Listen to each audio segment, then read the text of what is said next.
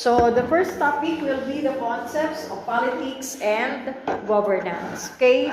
So, are you ready, class, for the discussion? So I am inviting everyone to let us have an interactive and fruitful discussion.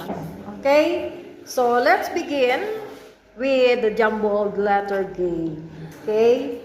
So, are you ready? Yes. Okay.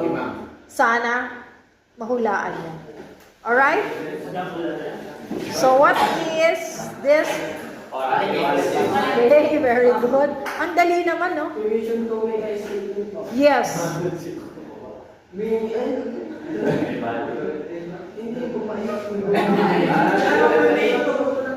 Alright, go.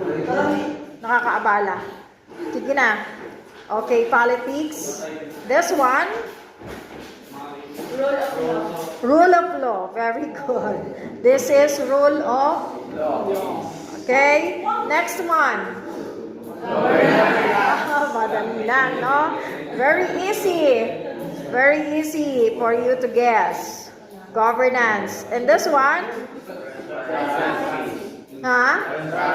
Transparency, right? Correct. And this one?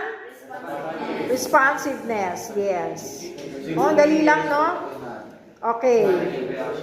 So, let's begin with politics, no?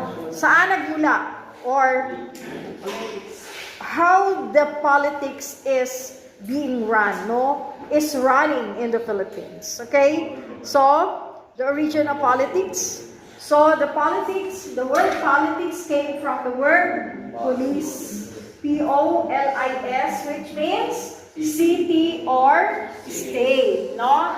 The next one is polites or politis, which means citizens, no? And politicos, yan. So, politicos is government officials, okay? And our reference is Saide. Napakatagal na, no? Si Saide kasi ang famous author ng ating politics and governance. Okay? So, can you please read? Kapitin. Politics, derived from the Greek words polis, which means city-state, is a small independent self-contained political society. Yes. So, it came from a Greek word, polis, which means city or the state. Okay? So, it is a small and independent, self-contained political society.